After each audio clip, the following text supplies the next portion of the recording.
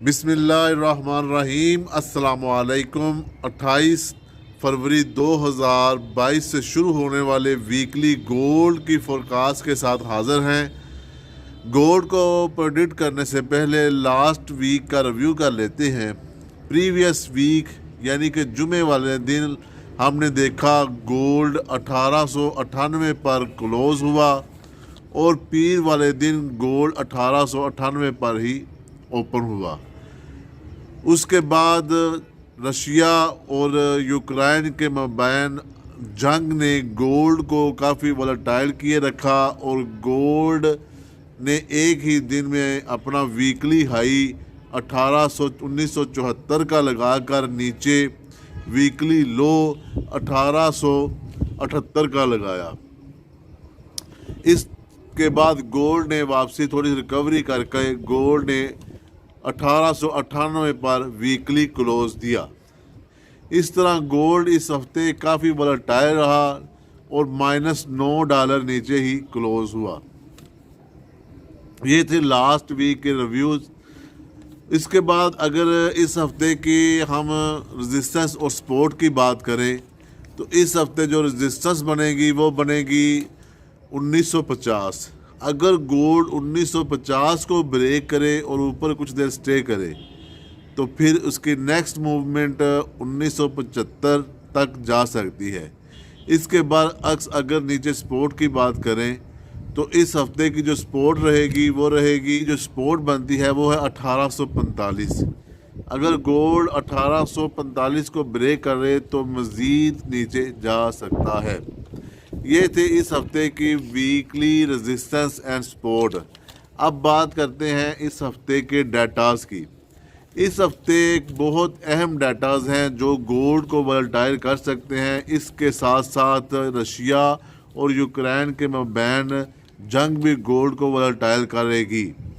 अगर इस हफ्ते आने वाले वीक में रशिया, चाइना, जैसे कि चाइना के सदर ने रशियन सदर को फ़ोन करके कहा तो उसने आला सतह पर इत्तेफाक किया कि मुज़ाकरात के लिए हम तैयार हैं। उसके साथ साथ उसने अपनी शराइत भी लागू की हैं रशिया ने। अगर अमेरिका इस जंग में नहीं कूदता, जो कि बज़ाहिर अभी तक लग रहा है कि उसने नहीं इसमें हिस्सा लिया और आगे लेना भी नहीं चाहता, तो यह चीज़ें गोल्ड के हक़ में नेगेटिव होंगी और गोल्ड मज़ीद नीचे जा सकता है। इसके बाद अगर नेटो ममालिक या अमेरिका इस जंग में कूदने का या यूक्रेन का डायरेक्ट उस पर हेल्प करने की कोशिश करते हैं तो फिर हो सकता है गोल्ड ऊपर की तरफ मूव करे और ये गोल्ड के हक़ में पॉजिटिव बात होगी।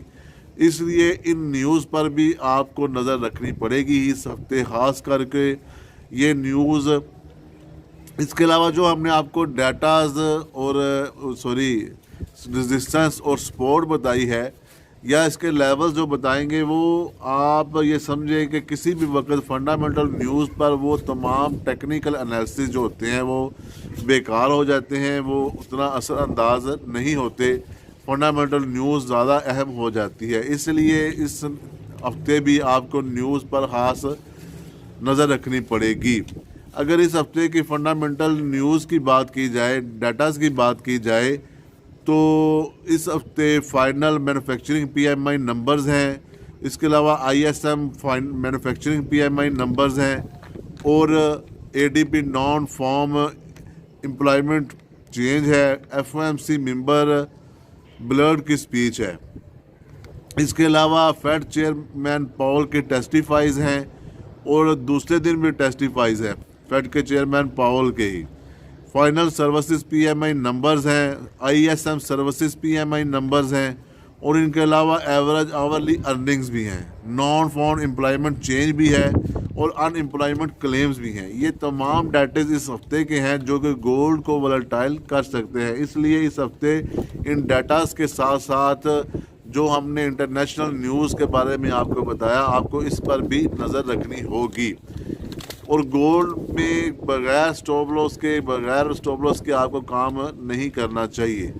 इसके अलावा अगर आज इस हफ्ते के फिबोनाची लेवल्स की बात की जाए तो इस हफ्ते के फिबोनाची के लेवल्स ये रहेंगे।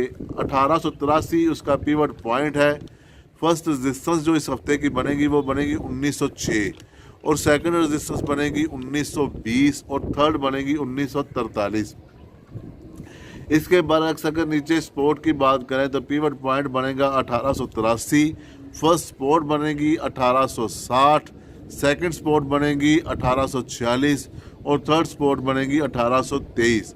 ये थे इस हफ्ते के फिबोनाची के लेवल्स। लेकिन इन हफ्तों में सबसे जो मेन फोकस आपका रहेगा वो रशिया और यूक्रेन के मबैन जो जंग है उसके हालात पर नज़र रखें, न्यूज़ पर नज़र रखें और आप गोल्ड को ट्रेड कर सकते हैं। ये लेवल्स जो हमने बताए हैं, अगर आपको इन लेवल्स के ऊपर ट्रेड मिलती है तो आप स्टॉप लॉस रख के नीचे सेल का या बाय का दोनों में ट्रेड हो सकती है, क्योंकि गोल्ड काफ़ी वोलेटाइल है और इस वोलेटिलिटी में दोनों साइडों पे ही बेसिकली एक तो मार पड़ती है ट्रेडर को नीचे की तरफ से भी ऊपर की तरफ से। इसलिए अगर आप स्टॉप लॉस के साथ काम करेंगे तो उम्मीद है आप एक अच्छा प्रॉफिट कमा सकेंगे।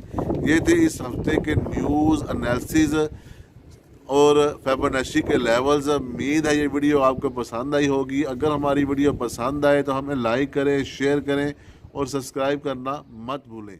अस्सलाम वालेकुम।